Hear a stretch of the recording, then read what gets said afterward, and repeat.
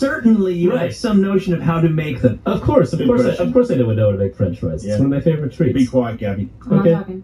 Look, you just okay, you gotta cut the potato into French fry pieces. You take a knife, you hold the potato down, and you slice. First long ways, and then you take those slices, you hold them together, and you slice perpendicular to those. And then you've got like little kind of long, thin potato stalks that are gonna become your fries. Yeah.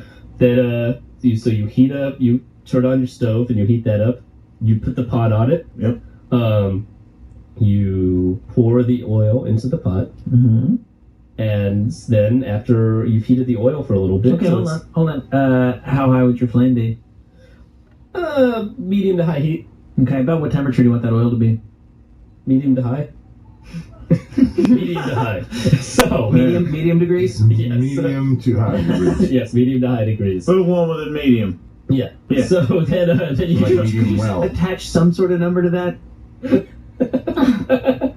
let's say 500 degrees. Okay, 500 degrees. So, medium. Don't go crazy. That's not too hot. So you heat 500 degrees Celsius, yeah. No, Fahrenheit. That's Celsius. It's a little high. It's a little high. Okay. Anyways, you dump your potato pieces into the oil once it's been properly heated. Just dump them in. Just dump them in. Okay. You might want to stir them up a little bit so they're not sticking to each other. Yeah. Then you watch, and once the fries have turned a good like a good brown color, a fries color, that's when you turn the stove off. Fries color. Yes. Fry brown. And fried brown, they call it. That's like a Crayola thing. Yeah. I was thinking of a crayon.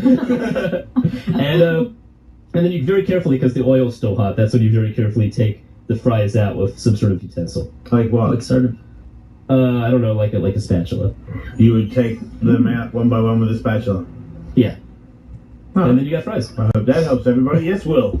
I actually have a problem. My kid has a birthday coming up, and I don't know anything about cooking a birthday cake, how long to cook it for, what's in the batter or whatever, what temperature, any of that stuff, and hoping Josh can help. Were you going to decorate it as well?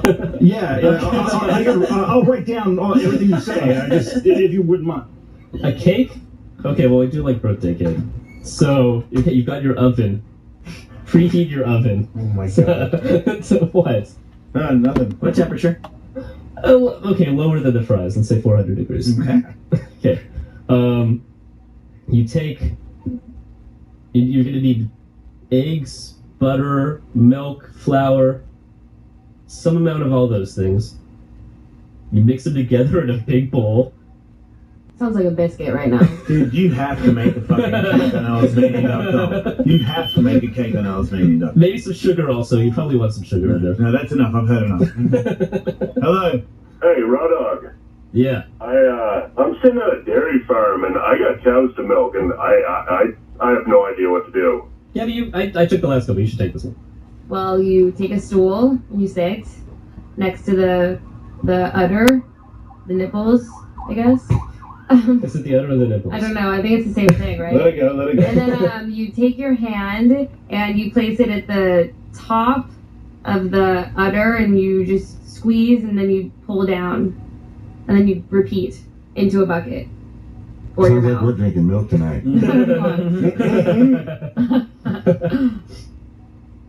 I know. Jason Ellis Show. Own it when you. This is Jason Ellis Show. Give me your question. Hello, you just called the Jason Ellis Show. Yeah, come on. Hello. Hey, how's it going? I got a question for Gabby. Hello. Answer. Now that your attic's all fucked up, I want to know how you get rid of all that mold that's in there. I move.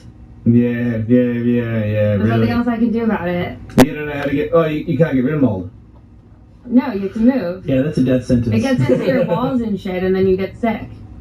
Right? That's right. You just abandoned the house. Yeah. This house is now unlivable. Well, yeah, I mean, basically, when people say they have mold, they normally move. Really? I think so, yeah. And then nobody can ever move into that house ever again. Right. Maybe set it on fire. You know, save it. Burn it out. You don't have to set it on fire. There's no other way to really take care of mold. I'm really not sure about the mold. Could I set it on fire and then build another house on that land, or is it? Yeah, no, the mold would be out by then. Because it normally stays in the walls, I guess. Yeah, just roll a You flame. just gotta burn the whole place Burn down. the whole fucking place down. Yeah. Rebuild and it's okay. Yeah. It's the only way the mold will live. Remember that, people. Don't neglect. Because once that's got mold in it, it's over. Hello. Yeah, really? Fuck you. Out of curiosity, what did you do about the rat in your house? I screamed and then it ran onto the balcony and I closed the door. And then I Googled, can rats climb walls? And they can, so I assumed that it left. Thanks, Google. And also, they can get in through very, very small under your door. That door wasn't stopping Well, it. I'm moving on Saturday. I'm actually moving tomorrow, so I'm okay. To New York. There's no rats in New York. I've never dealt with a rat in an apartment, so I'm not really sure. Hey, what's up, man? What? Hey, I have a question for doing stuff with the Richmonds. I've got an armored car that I want to knock over. Can both of them maybe give me an idea how I go about doing that? I've got a little money to spend, so need some info. To rob an armored car? Yeah, absolutely. I mean, I figured two minds, you could probably help me out. I like this. Well, I think I know the Doing answer. stuff with the Richmonds is the greatest idea ever. Write that down. Look, I think I know. Do you want to take a stab at it then before I do, or? Okay, Oh, that's the biggest cop out ever. Okay. I feel like you know how to do this, but I mean, I feel like I know some of the first few steps. Should we just okay? Why don't you go for it? Okay. Well, what I think is the only way to really do it is it's got to be an inside job, which means you have to befriend the driver and get to know the roots of the armored car beforehand, and then you pay off the driver to go make a pit stop. And that's when you and your buddies can go in. It's got to be boom quick like that because they measure how fast people go on those routes. You just point at me in an aggressive manner? Yes. Well, yes. I don't understand what I did. Jason, you got to be in and out like that. But how do you get into it? While he was emulating a gun, by the way. Because the driver's got. Oh, he unlocks it. Right. What about the other guys in the back? What other guys in the back? Well, there's never one guy in a fucking armored tank. There's 3 guys usually. Two in the back, one in the front. Well, you're gonna have the element of surprise when it comes to the other guys. So Really, when the one guy's making an unplanned pit stop, that's not going to tip them off? Yeah. they'll know something's up, but they won't know exactly what. How many people? There's only one thing that can be up with an I'm armored gonna car. give you one other point too. I'm gonna give you one other tip in this before you continue. Okay. I will give you a 99.9% guarantee that guy that's driving the truck can't open that back door. You don't think? Not on his own. No. I guarantee. How do you it. get in there?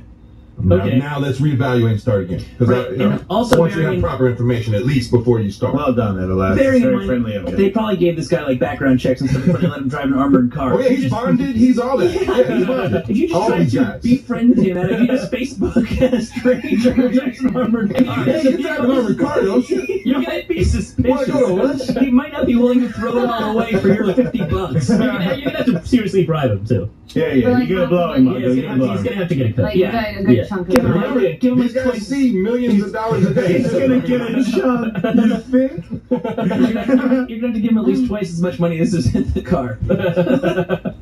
Anyways, that being said, now it's still probably a good idea to befriend the driver, but you're also going to need some sort of explosive. A psychopathic dude with a death wish. Yes. Who just loves the shit out of you. and has just decided to hook you up and park the fucking the truck on the side of the road, and you are going to get into the back of this fucking armored truck. Wait, you didn't How even acknowledge that. He said he also needs an explosive device Yeah. too. Now you're probably going to need some kind of explosive. What are the pool table balls?